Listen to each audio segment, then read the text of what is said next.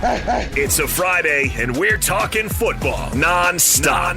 All football, all the time. This is another edition of Football Friday with Jake Scott and Ben Anderson on 97.5, the KSL Sports Zone.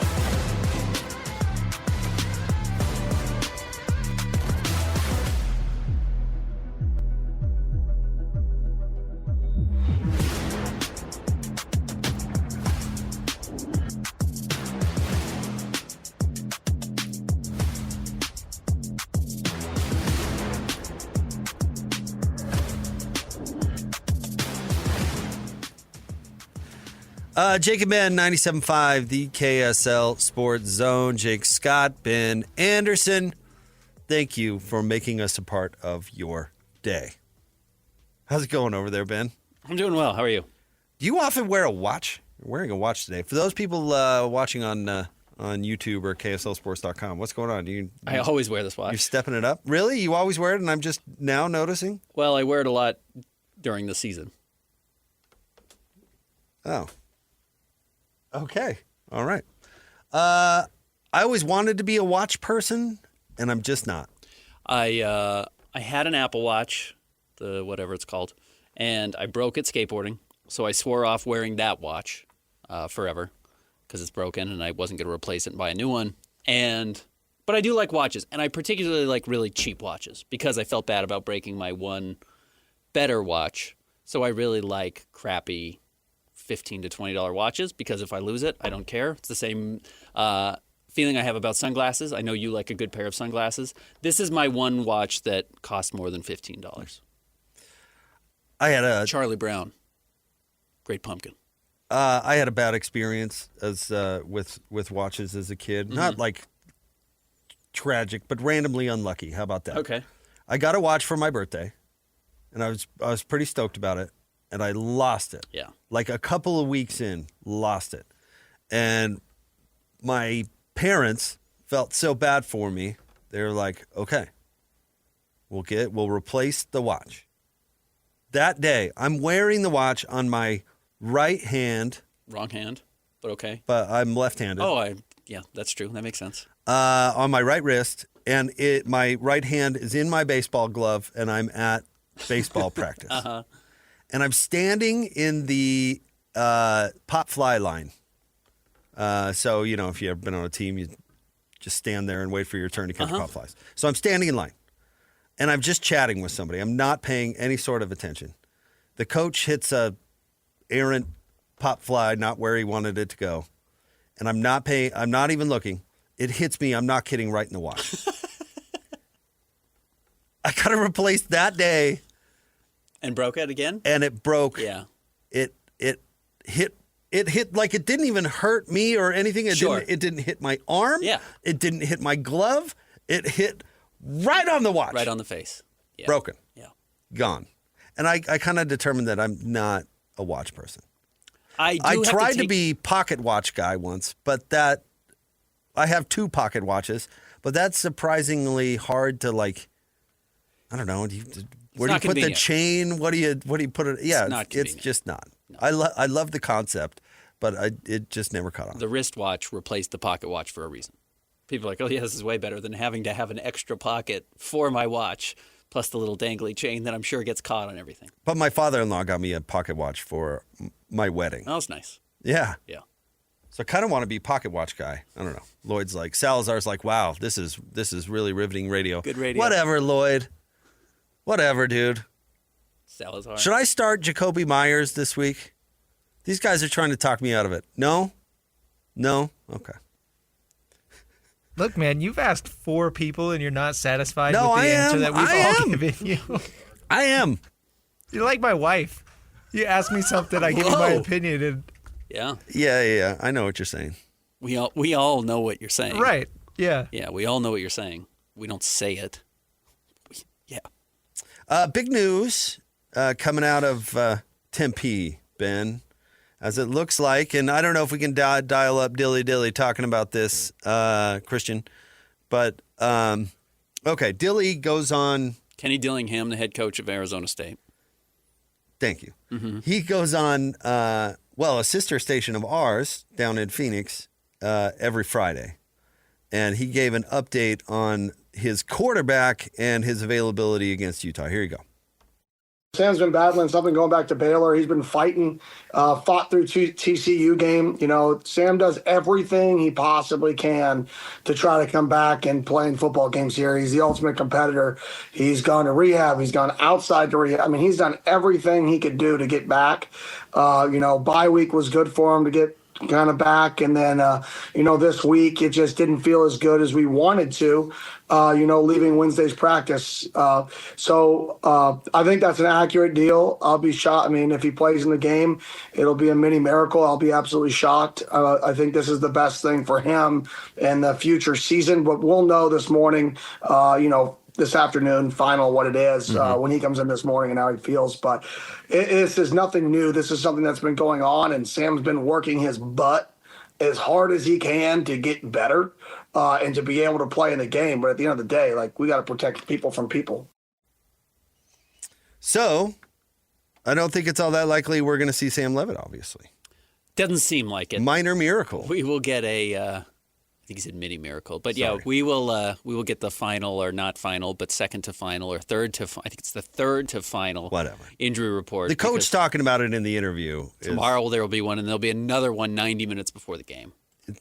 So that's a difference. He's not playing. I don't get the sense he's playing. Well, and it explains some of the stuff that we've talked that maybe he hasn't been quite as dynamic so far this season. And if it's something like, and I don't know if we know specifically the injury, I haven't seen it, but if it's something like a high ankle sprain, Ben, you've covered the NBA long enough to know a high ankle sprain doesn't go away. It could be anything. It could be a thumb. It could be what? Yeah, I mean, you just have to not use it. There's certain injuries that just don't go away, and so that impacts the game. However, in both the Cougars and the Utes game, Ben, the weather is going to be atrocious. It is. And so it might honestly be the great equalizer. Like if there was a game for Sam Leavitt honestly to miss, it's probably the slop fest, And so where just anything is possible. It has the potential to be a pretty wacky weekend. We were talking in the producer's studio before the show started, and Hatch was saying they're expected to get 2 inches of rain basically during the BYU-Arizona game. Well, and because of the hurricane. The hurricane came ashore, and all this rain is from the hurricane. That's an incredible amount of rain for that region. Yeah. It's supposed to be 8 inches in the overall storm, but 2 inches on Saturday night. I mean, that's like flood level down there because they just aren't the landscape isn't built for that much water. And are we guaranteed that they haven't changed the time on this game? So we were talking about that. They were saying they were going to make a decision on that later today if they were going to move it up or not. Yeah. And I don't know how much difference that would make. Probably a good deal. Well, if it's before the rain, yeah. If it does do it, and I know probably what's the game on the Mouse, right? ESPN? Mm-hmm. I'm sure the Mouse would be grumpy, but who cares? Do it. I mean, have you seen what flooding does to desert communities? It brings it to a gridlock. I mean, people's lives are really crazy impacted, and there's basically, I don't want to get too in the weeds on this sort of thing, but those cities in those desert cities are not set up for drainage. Right. They're not. Our community is actually, Ben, I don't know if you've talked to anybody that really knows this stuff, but it's all designed around drainage. It's all designed around getting water out of the mountains and where it needs to go without flooding. We saw that, a couple of years ago when everybody was expecting the big flood after the big snow. It snowed late, and then it got really hot. And it turns out that when it flooded in the 80s, there were some really smart engineers that were like, well, we should avoid this. Probably not let that happen.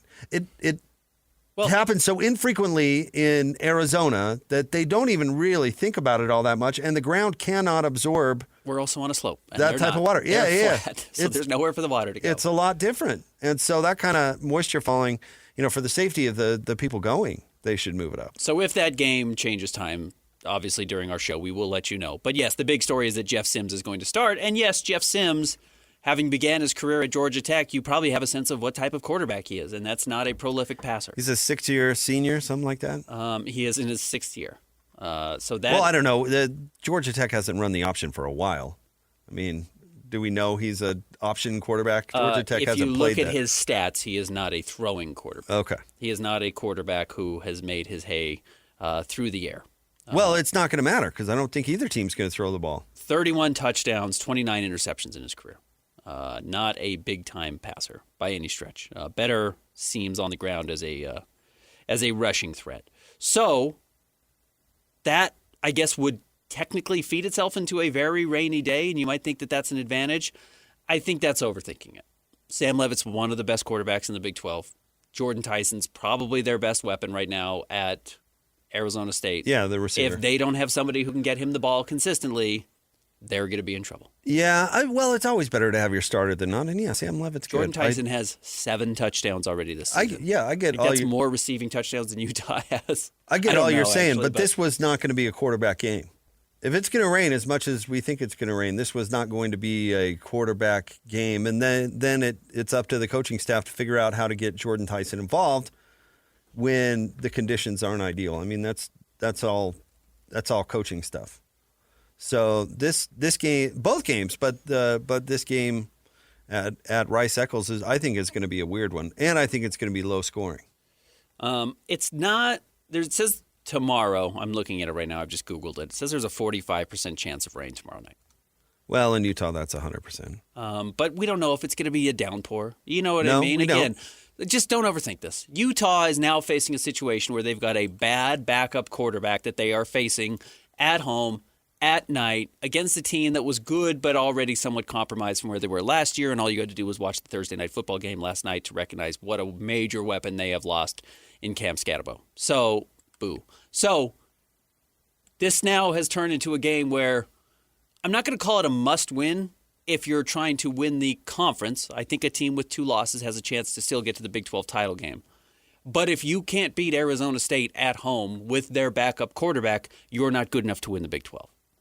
So in that sense, this becomes a measuring stick game that you simply have to pass this test. This has to be a game that Utah's able to win.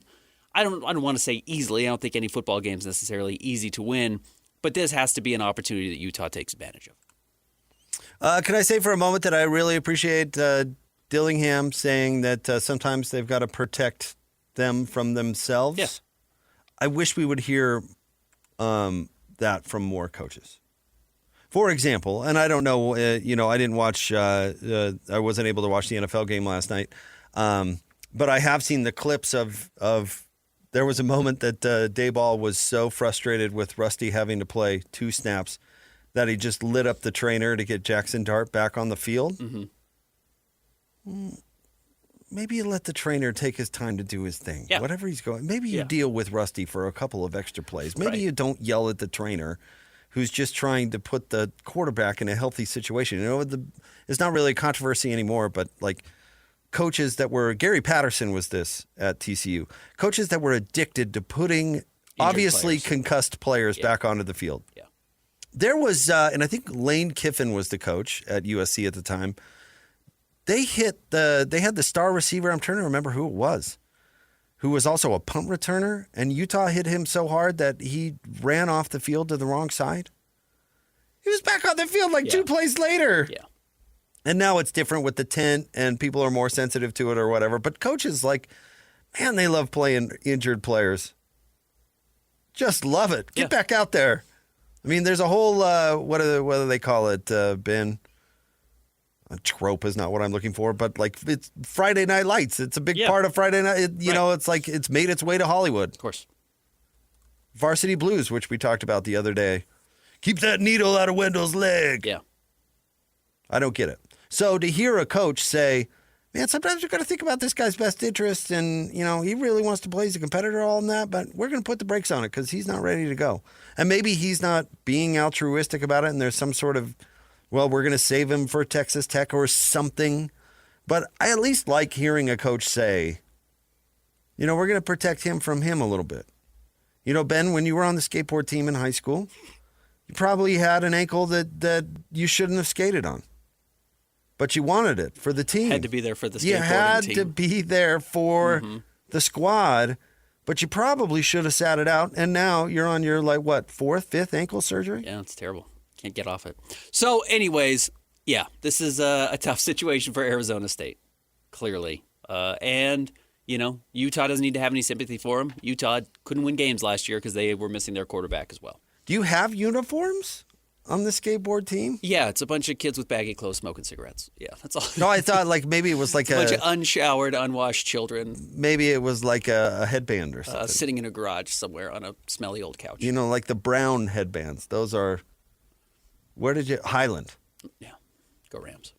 So this is a golden opportunity for the Utes to pick up a win in what was probably one of their remaining 50-50 games. This game, BYU's going to be 50-50.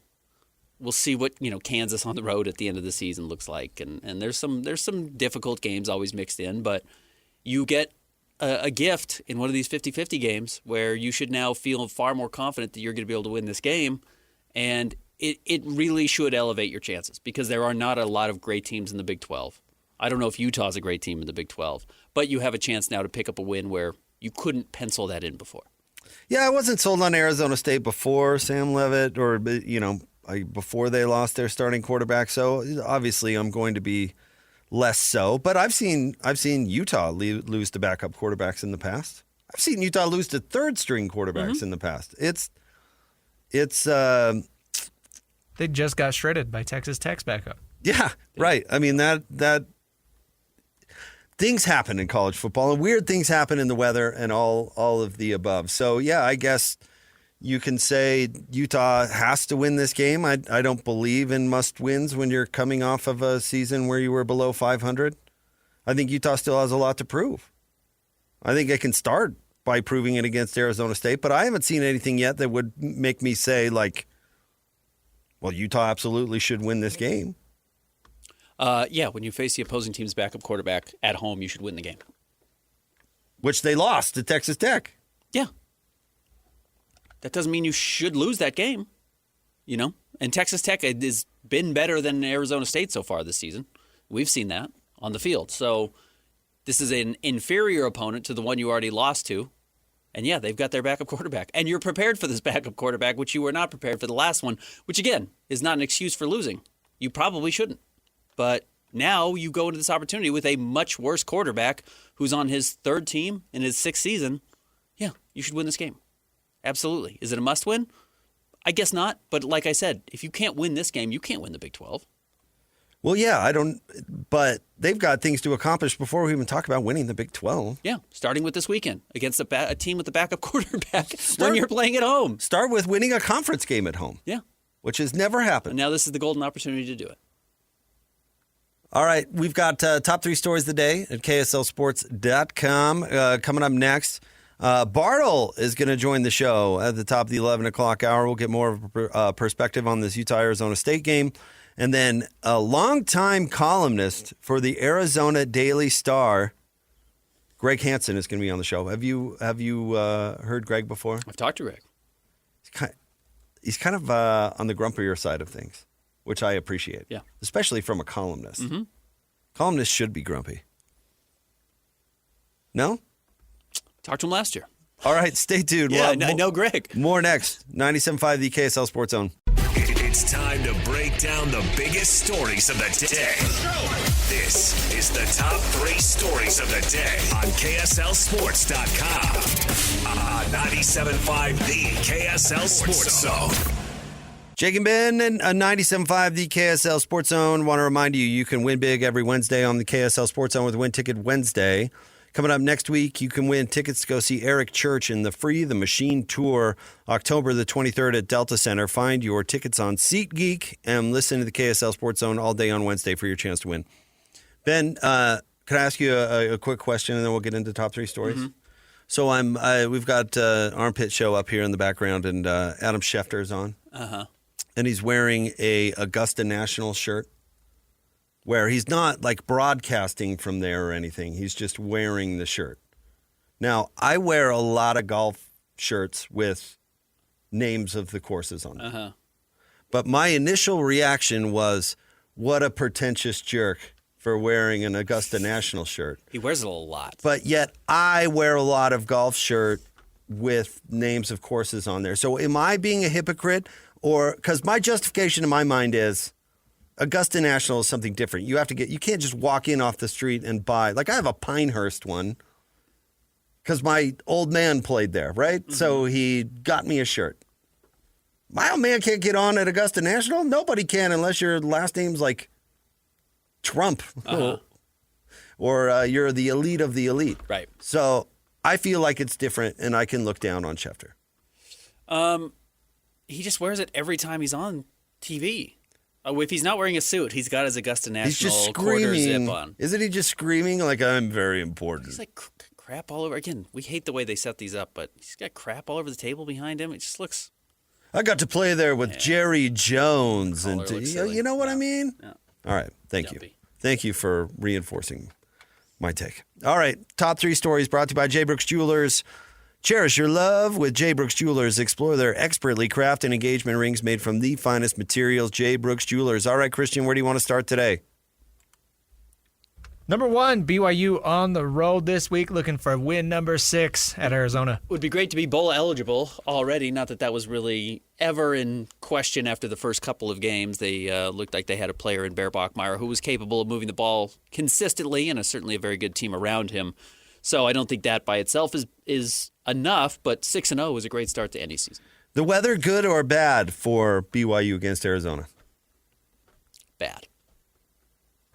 I was going to go good, so I'm curious to hear your explanation. I do still think that Chase Roberts and Parker Kingston are big-time playmakers that they need, and I am a little curious still about BYU's rushing game if you know that that's what's coming, especially because we looked at Arizona's defense, and it was fine. It was top 10. So if they're able to take away some of that from Bear, Bear just tucking his head and running is not a good idea, and LJ Martin's a very good player. But I do think their versatility, actually, what versatility they have shown has been a real asset for them. Now, the advantage is that if you turn Arizona into a rushing team and Noah Fafita is not able to move the ball through the air, that certainly benefits BYU's defense. But BYU's defense is good regardless. See, I was going with all Fafita. I mean, that's if BYU's defense makes Arizona one-dimensional with a little help of the weather, that takes away the Wildcats' best player. I think that's always a good thing. Plus, with BYU winning ball games, it's all about minimalism, if that makes any sense. Like, if Fafita's healthy and slinging it, you might give up 28 points, maybe into the 30s if he's really on. I'm not saying that would be likely. But if Fafita's neutralized and you keep him in the teens, well, all of a sudden the game becomes way more winnable. And I think LJ Martin's great. I think if I had to bet on, figuratively, of course, one of these two teams being able to run the ball, I think I would go with the Cougs. Yeah, I don't have a lot of faith that Arizona is going to move the ball on the ground particularly well. They don't have a big-time running back on the roster.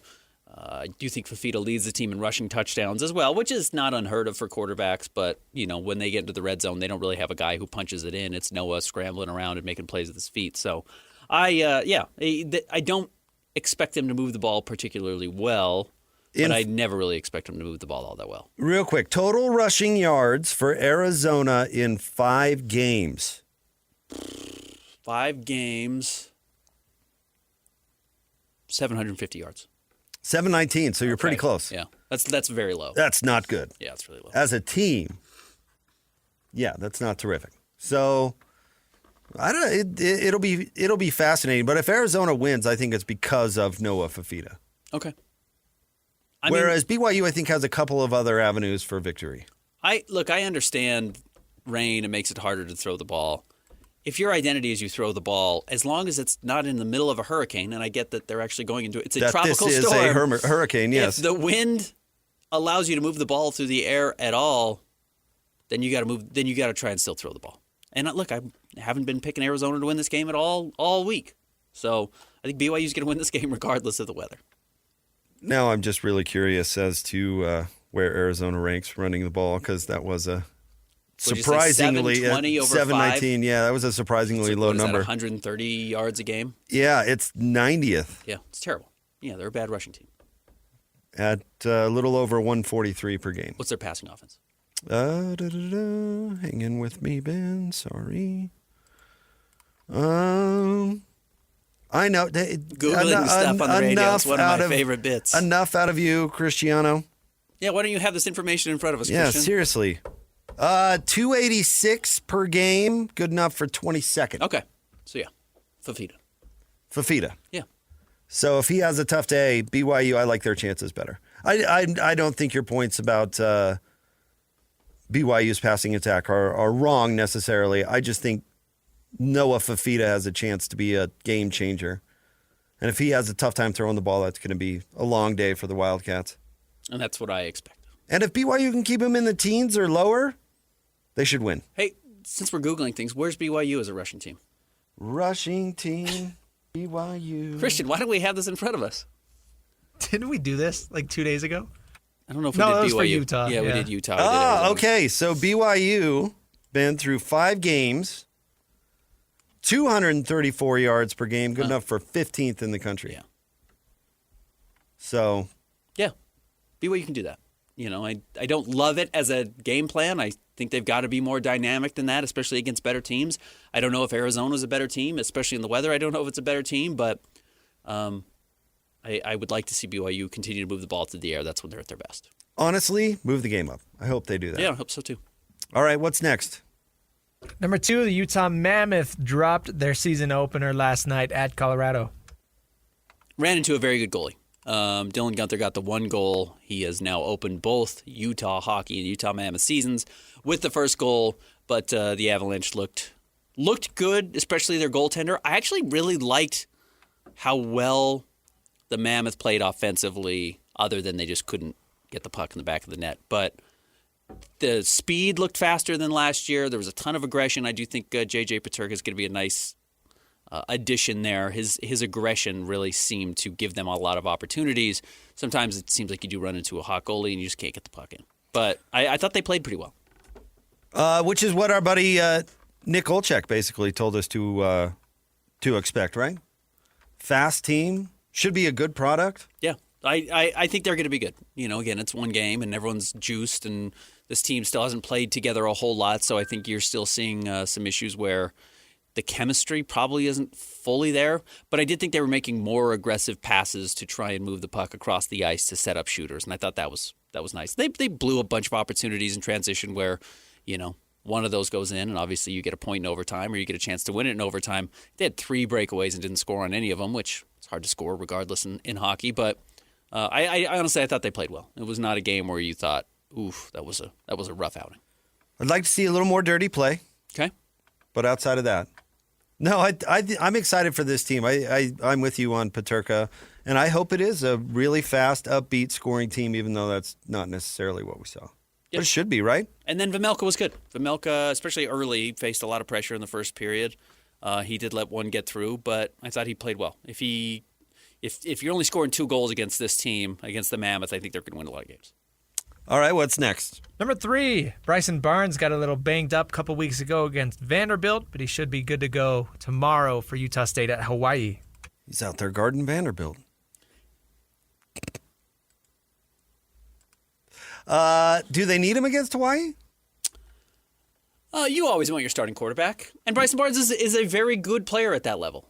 And that's not a knock. That sounds like a caveat. It's not supposed to be. That was really condescending. Well, he's limited against certain teams. He won Pac-12 games. Give the man his due. He did win, right? But right. So at that level, I mean, if he can beat USC on the road, I believe, yeah, you want to have him out there against Hawaii. I mean, that's a good opportunity for Bronco to continue to juice. Sounds like, again, like I'm insulting Utah State. I'm not at all. Sure does. Jeez. But what was their over-under set at? Like 3.5 games? 4 games? And I said, well, they're going to exceed that because Bronco Mendenhall always exceeds that. He always has better teams than people think, and they're always far more disciplined. And, yeah, beating Hawaii with Bryson Barnes is the type of game you need to exceed those expectations. I don't know what to expect about Hawaii, Ben. Their best win so far is either at Air Force or home against Stanford.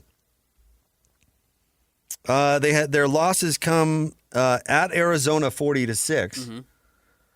And home against Fresno in a close one, 23-21. So maybe they do need Bryson Barnes to beat Hawaii. Yeah, I think you do. Poor Scotty. has to go to Hawaii. Utah State, 2.5-point favorites on the road. 10 p.m. kick, by the way, local time. Or here time, mountain time. That is local time. That's where we are, locally. Locally. Is Scotty in Lahaina on the beach right now? With some sort of fruity beverage? How's the weather?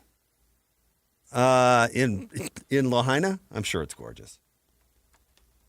Yeah, rooting for Scotty. He deserves What, it. are you hoping it's raining? 73. No, I'm just curious. I mean, we've got all these storms going on across the entire Oh, yeah, the planet. hurricane or whatever. Yeah, coast to coast, there's I storms right now.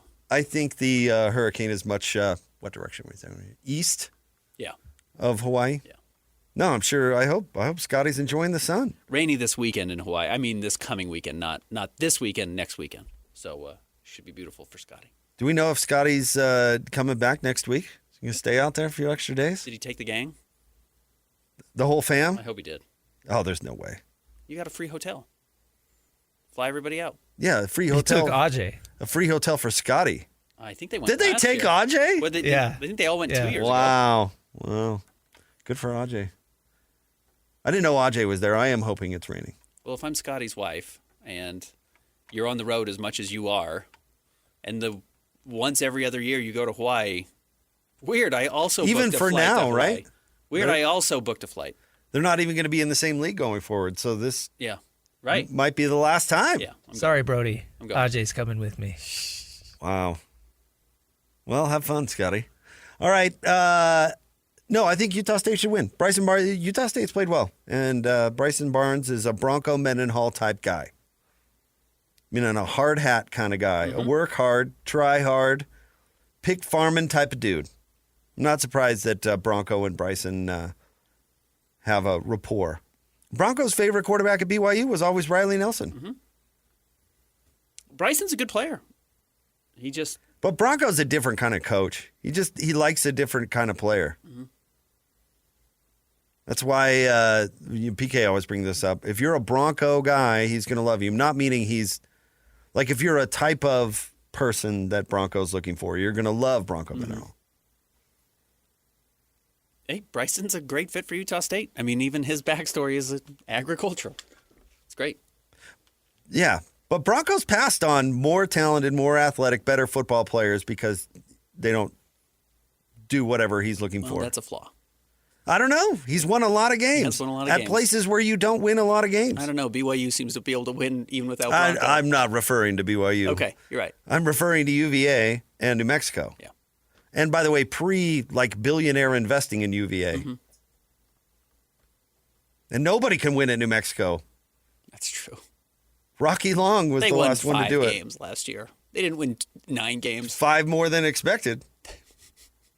It's New Mexico. He had a pretty good quarterback, pretty good receiver, That's pretty where good running back. Bob Davey went to die. Sure. I hope Bob's still with us, by the way. I'm not trying to. Who was the one who went to New Mexico, punched another coach right in the face, and is now a decent coach in Maryland? Mike Loxley. Such a bad job. You're assaulting people. It's impossible to win there. Apparently, that's a thing in Arizona. Well, I guess in the Southwest, because Gannon's also punching people. He's his own players, right? You're referring to Arizona Jonathan Cardinals Gannon, Arizona head Cardinals coach. head coach. I think what Cost him $100,000. what Mike Loxley did to his assistant was much more severe than that. Yeah. All right, stay tuned. We'll have more Jake and Ben coming up next. 97.5, the KSL Sports Zone. Complete game coverage of the Cougars is right here on the KSL Sports Zone. The Cougars head to Tucson for a battle against the Arizona Wildcats. Your home for the best coverage of Cougar football is right here on 97.5, the KSL Sports Zone. You're listening to Jake Scott and Ben Anderson on 97.5, the KSL Sports Zone.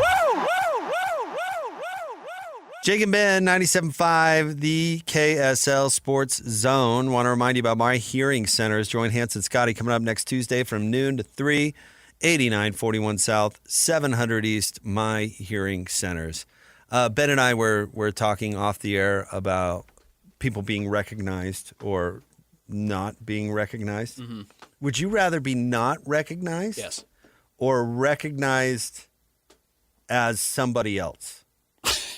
Like, I'll give you an example. My favorite example of all time is Britton Johnson. Right. Now, brace yourself. I'm going to bring up Sean Bradley. I know you want to make it tragic. I'm not trying to do that. Shout out to Sean. But Britton would... You were literally the one last time you brought it up. We're talking about the tragedy. Britton would... I was with him. It happened like dozens of times where he'd be walking around and somebody would be going, "Hey, Sean! Sean Bradley, everywhere! Look at Sean!" And it's like, I was Mountain West Player of the Year, right? I played in the NBA. Dunked on LeBron. Like there's some dude did it to him in a Ute hat, and Britton looks at him and he's like, "Really? Not you. Really? Yeah. I played for Majerus. I was on the best Ute team of all time. Well, arguably. Yeah. Never be recognized ever. Yeah, why would you ever want to be recognized anywhere? My favorite, though, there are people that really want to be recognized. No, I'm with you 1,000%. It's the reason why I hate this YouTube thing so much. But the funniest one, Britton was at a car dealership, and he was talking to somebody, and this guy's like, "Hey, what's going on, Sean?" And a dude from 100 feet away starts running right. I go, "Hey, that's not Sean Bradley." And he goes, "That's Alex Jensen."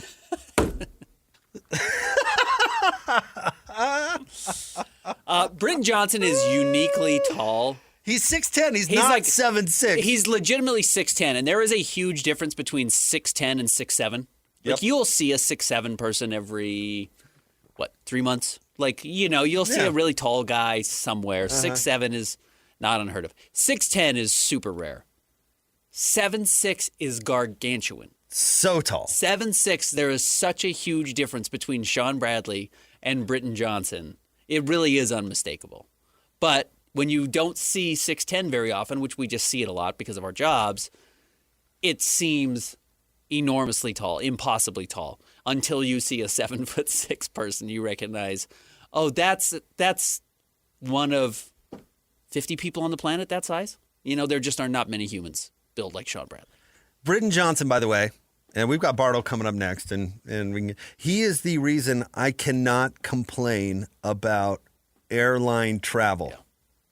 Because I've listened to Britton complain about airline travel, and it's like, I'm 6 feet tall. He is legit 10 inches taller than me and still finds a way to get onto a plane. I don't know how that's even possible. No, it'd be horrible. Can you imagine flying to Europe or something as a 6'10" person and coach? I can't imagine showering. I can't imagine trying to get into a normal bed. No, it'd be horrendous. Isn't that the reason Karl Malone couldn't sell his house forever? Because it was built for a 6'10" person? Yeah, like the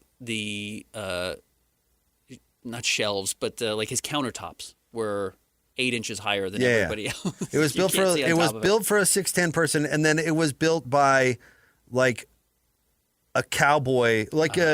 It was a real theme. It was a real theme. Yeah. That's very nicely put. Yeah, and I think it was on the market for 5 years or something. He just could not sell it. Is that right? Out from underneath him. Wow. I didn't tell him he was buying it. Is that how it happened? Mm-hmm. Pretty crappy, actually. From an agent, especially. Well, they kept lowering it, and then his agent bought it without telling him he bought it. And then I'm sure flipped it or whatever. Yeah. Got rid of the log cabin look or however it looked, and then sold it for a fortune. Silly. Anyways. Who was it that had to get the special bed? Wasn't that Al Jefferson? Al Jefferson. Mm-hmm. Who, it was I think it was a storyline, wasn't it? Because he started playing better or something, and somebody asked him, and he's like, "Well, I finally got my bed. Yeah. I was sleeping on a hotel queen." Mm-hmm. Yeah. It's funny, being that size is a lifestyle. Impractical. Impractical, at best. For sure. The world was not built for people that tall. Yep. All right, stay tuned. Steve Bartle's going to join us.